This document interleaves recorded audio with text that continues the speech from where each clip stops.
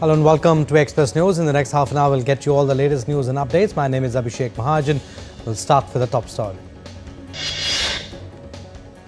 India's Prime Minister Narendra Modi on Wednesday held a telephonic conversation with President of the Republic of Finland, Alexander Stubb. PM Modi wrote on X that both leaders exchanged perspectives on regional and global issues, including the situation in Ukraine. India's External Affairs Minister Dr. S. Jaishankar visited the Lothal Archaeological Site and the National Maritime Heritage Complex under construction in Gujarat and reviewed a detailed presentation of the upcoming complex. India's Commerce and Industry Minister Piyush Goyal met a delegation from Starlink and held discussions on Starlink's cutting-edge technology platform, their existing partnerships and future investment plans in India. Chief Justice Sanjeev Khanna has recommended Justice Bhushan Ramkrishna Gawai as his successor, forwarding the proposal to the Law Ministry. Justice Gawai will become the 52nd Chief Justice on May 14, with President Draupadi Murmu administering the oath. The Mumbai-Manmad-Panchwati Express has become the first train in India to have an ATM installed on board. India's Railway Minister Ashwini Vaishnav took to social media and shared a video of the train. The Indian Railways marks 172 years of a significant chapter in India's transportation history that began on April 16, 1853 with the inaugural journey of the country's first passenger train from Bori Bandar, presently Chhatrapati Shivaji Maharaj Terminus in Mumbai, to Tana, now called Thane. India's Road Transport and Highways Minister Nitin Gadkari chaired a meeting focused on integrating road safety into the school education system.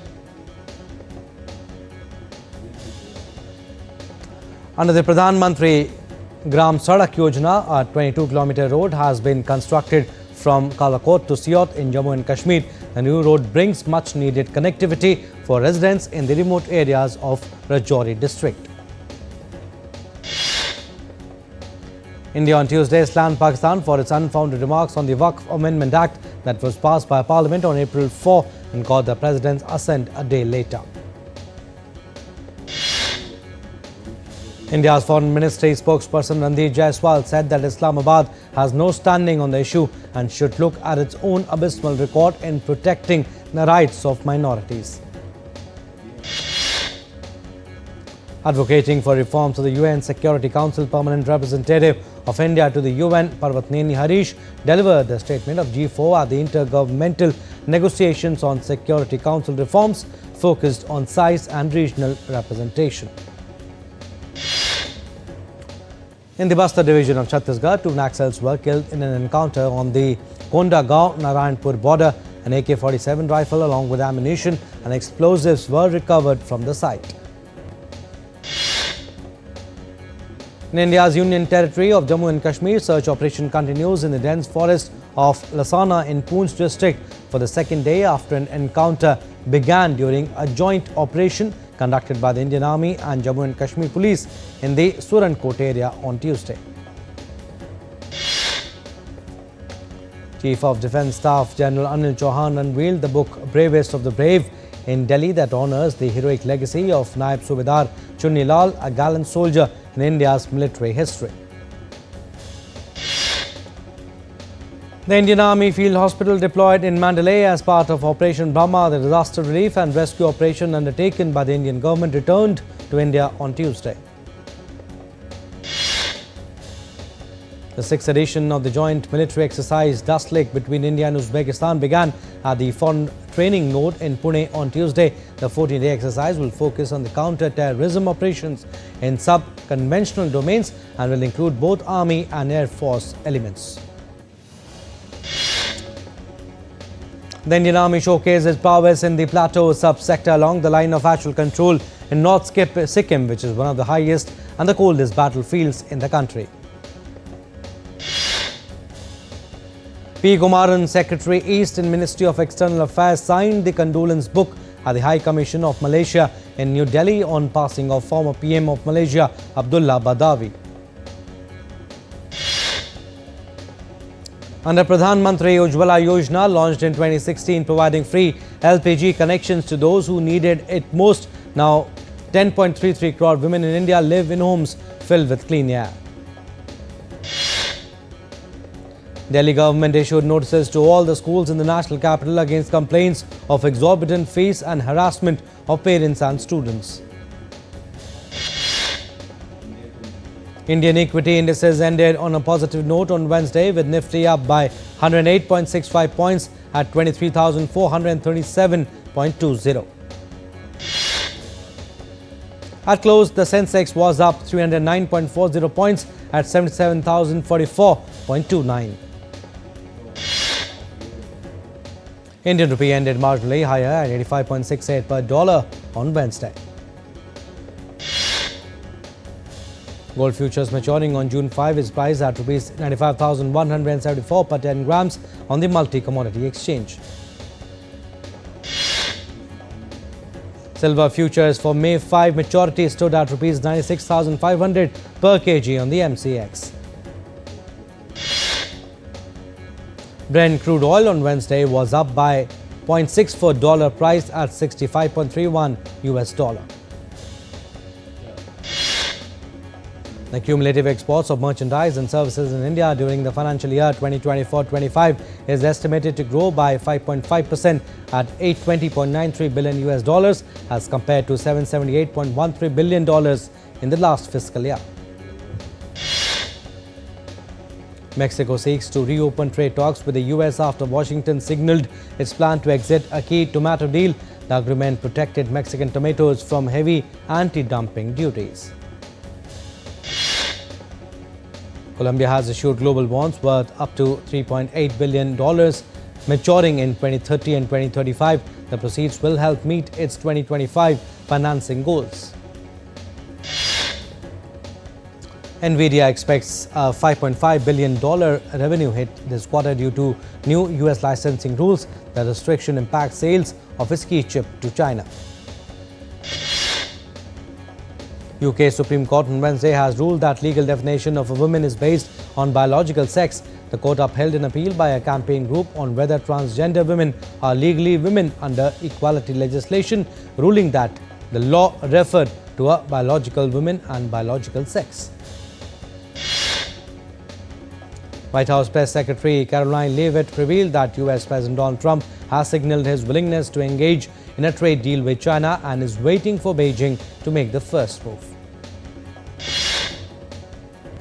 Chinese President Xi Jinping is on a visit to Malaysia. She held a bilateral meeting with Malaysian Prime Minister Anwar Ibrahim on Wednesday, and the two countries exchanged memorandum of understandings in several areas. US President Donald Trump ordered a probe into potential new tariffs on all US critical minerals imports on Tuesday, escalating his dispute with global trade partners. US President Donald Trump has targeted Harvard with threats to revoke its tax-exempt status unless it accepts sweeping federal oversight. US President Donald Trump has demanded an apology from Harvard University. Harvard in turn rejected demands, warning against conservative control over its institutions. US District Judge Paula Zinisch demanded US officials to provide documents and answer questions under oath over its failure to return a migrant wrongly deported to El Salvador. Lawyers have accused the Salvadoran government of denying access to over 200 Venezuelans deported by the US and claimed that they have been unable to contact their clients. US President Donald Trump said he plans to roll out a new program offering money for illegal immigrants in the country to leave voluntarily. US Secretary of State Marco Rubio and Ambassador Steve Witkoff to travel to Paris from April 16 to 18 for talks with European counterparts regarding Trump's goal to end the Russia-Ukraine conflict. Israel Defense Minister Israel Katz has said that Israeli troops will remain in the buffer zones they have created in Gaza even after any settlement to end the war, as efforts to revive a ceasefire agreement faltered. Iran's Foreign Minister Abbas Araghchi said on Wednesday that Iran's right to enrich uranium is not negotiable. Iran's foreign minister, who will visit Russia on Thursday, made these comments ahead of second round of talks in Oman this weekend with the United States. US envoy Steve Witkoff said that a diplomatic agreement with Iran will depend on working out details around verification of the country's uranium enrichment and weapons programs. US President Donald Trump met with his top national security aides on Tuesday to discuss Iran's nuclear program ahead of a second meeting between US and Iranian officials on Saturday. Measles outbreak surges across US. Over 561 cases of measles were reported in Texas on Tuesday alone, and 58 patients have been hospitalized due to complications from measles. After more than 3 years of negotiations and a final overnight push, countries at the World Health Organization have agreed on a historic pandemic accord aimed at avoiding a repeat of the mistakes made during COVID-19 crisis. Canada is preparing for the elections in full swing, where main party leaders Mark Carney and Pierre Poilievre face off in a fiery debate on Wednesday. Somalia has begun voter registration in its capital Mogadishu for the first time in more than 5 decades, marking a historic step towards universal suffrage ahead of the 2026 presidential elections. Romania's interim president Doordarshan met a bipartisan delegation of 8 US members of Congress, the first US officials to publicly visit Romania since the election was voided. Romania will repeat its 2-round election on May 4 and 18. Singapore will hold a national election on May 3rd, the Election Commission said on Tuesday, amid worries about the cost of living and fears of recession as a result of US tariffs. All right, we are slipping into a very short break. On the other side, more stories. Keep watching Express News.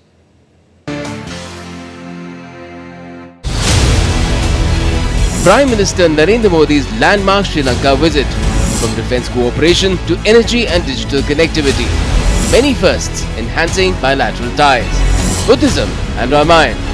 Cultural and historical links re-energized. Watch India-Sri Lanka Exemplary Neighbours tonight at 8:30 p.m. IST and 3 p.m. GMT, only on DD India. This week on Defence Dynamic, India and the United States wrap up Exercise Tiger Trump 2025 on India's east coast. India successfully tests its long-range glide bomb Gaurav. Can this homegrown weapon redefine precision strike capability and send a strong message across the border? What are direct energy weapons? Why, after successful trial of DRDO's DEW, India is now in the exclusive club? And inside the Indian Air Forces, how the Bull Pack strategy is transforming aerial warfare, coordination and lethal intent. Tune in this Wednesday at 8 p.m. IST, only on DD India.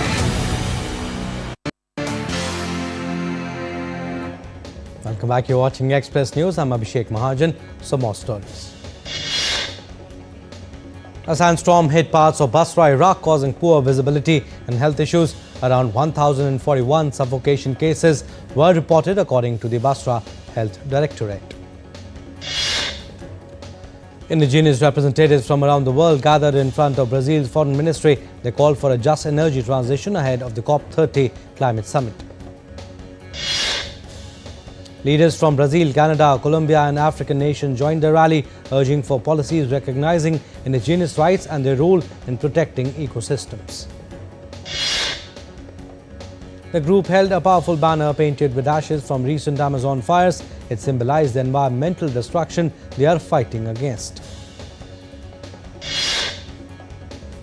The city of Dyersburg, Tennessee, issued evacuation orders for South Dyersburg as the North Fork of the Fork Deer River overflowed onto parts of South Main Street. An earthquake with a magnitude of 5 on the Richter scale struck Nepal's Kathmandu Valley. No casualties or damages have been reported yet. Temperatures in Western India has crossed the mark of 45 degrees Celsius as people experience heat wave. Heavy rains lashed Tamil Nadu's capital Chennai on Wednesday. This led to acute waterlogging and traffic disruptions in several areas. The India Met Department has predicted rainfall in various parts of Himachal Pradesh between April 18 and 21st due to strong western disturbance. A heatwave warning has been issued across several Indian states. Punjab, Haryana, Delhi, Rajasthan, Gujarat and Madhya Pradesh are all on alert. South Africa's Wits Sterkfontein caves have reopened after years of closure. The site is famous for its fossil discoveries of ancient human relatives. Indigenous communities across Brazil gathered in the Marajai community to kick off the third Alvarez Indigenous Intercultural Games and Dances. Over 4,000 participants from 16 villages are expected at the Alvarez Indigenous Games in Brazil. This year's theme is Protecting Mother Earth. Tourists and police in colourful floral dresses joined in playful water fights for the Thai New Year Songkran in Chiang Mai, Thailand. More than 1.13 million people celebrated the three-day Songkran festival. The event symbolizes renewal, cleansing and a fresh start. Paris's My Lord Museum is hosting the largest Robert Doisneau retrospective in 20 years. Over 350 of his iconic photographs are on display. The 2,000-year-old Medusa mosaic in Burdur, Turkey has reopened for spring visitors. It was crafted using the opus sectile technique. Meerkats at Gelsenkirchen Zoo went on an Easter egg hunt, discovering mealworms inside colourful eggs. Some even got their heads stuck in the eggs. 4 12-week-old Northern African lion cubs were seen playing in the spring sunshine after their first health check at Whipsnade Zoo in England. Nepal's Madhyapur theme town was painted red with vermilion powder as devotees celebrated the advent of the traditional New Year by carrying out a procession. In Tamil Nadu, the town of Samyapuram was filled with devotion during the Chetirai festival. Devotees pulled a decorated temple car in a grand ritual. A new peak at Yumba in Ladakh, standing at 4,800 meters, has been identified for summer downhill skiing. The spot is ideal for adventurous skiers.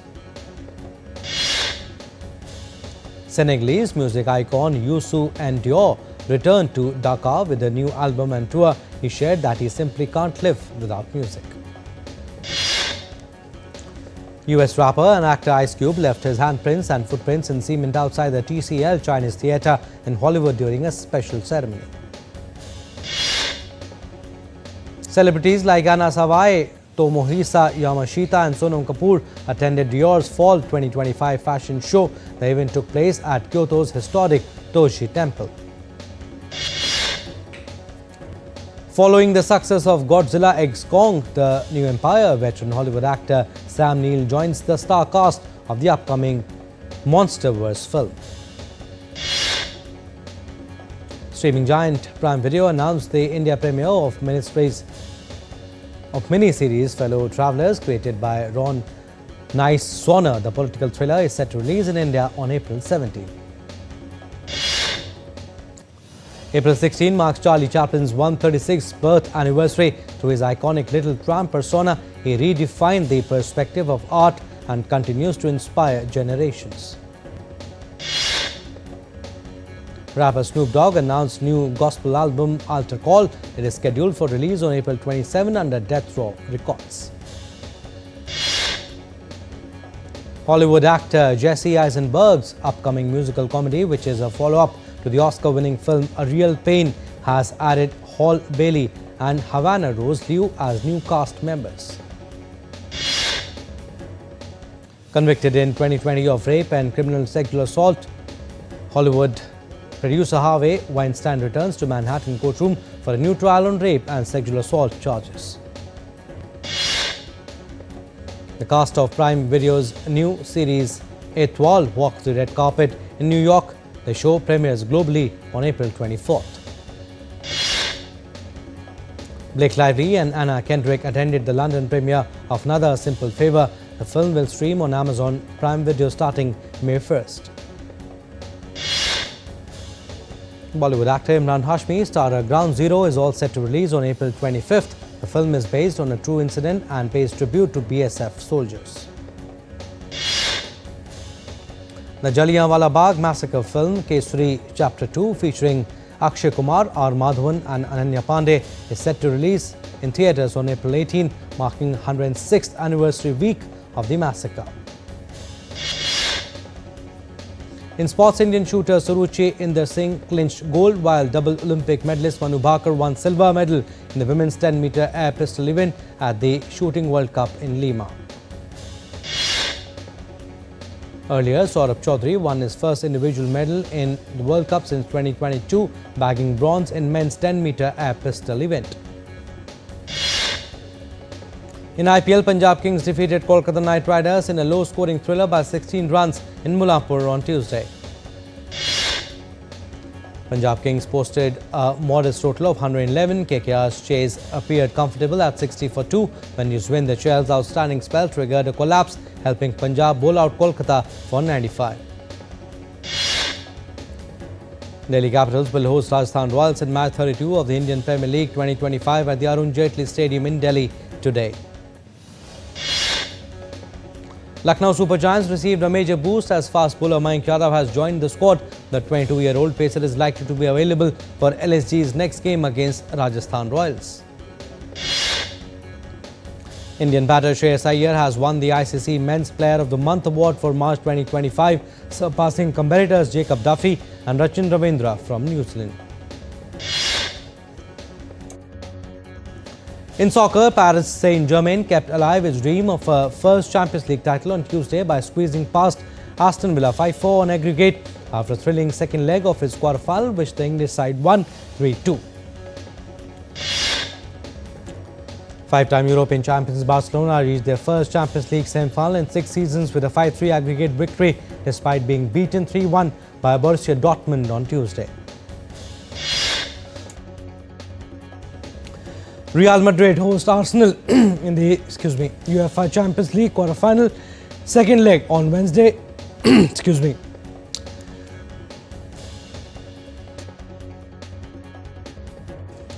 Arsenal take a commanding 3-0 lead to Spain. Inter Milan host Bayern Munich in their quarter-final return leg on Wednesday. Inter hold the upper hand after grabbing a 2-1 win in Munich.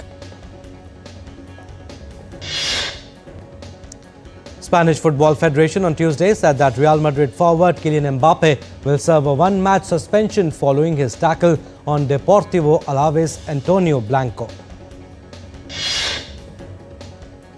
In tennis, world number 2 Carlos Alcaraz came back from breakdown in the second set to defeat Ethan Quinn 6-2, 7-6 and reach the Barcelona Open last 16 on Tuesday. Australian tennis star Alex de Minaur advanced to the second round of the Barcelona Open on Tuesday with a solid straight set victory over Argentina's Thomas Martin Etcheverry. LA Olympics organizers unveiled an array of venues for the Los Angeles Games on Tuesday. World Series champions Los Angeles Dodgers will host Olympic baseball, while surfers will hope to ride the waves to the podium in San Clemente. Alright, that's all we have in this edition of Express News. You stay tuned for more news and updates. Namaskar.